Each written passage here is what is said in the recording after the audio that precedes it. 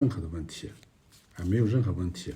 如果我戴上一种特制的隐形眼镜，我就可以从背面看出每张牌的花色点数，清清楚楚，这样大家也看不清楚。这样我换个角度，用一种特制的滤片，给大家看一下它的真实效果。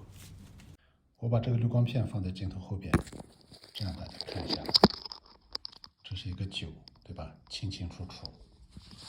我们打开看一下，每张牌的花色点数清清楚楚。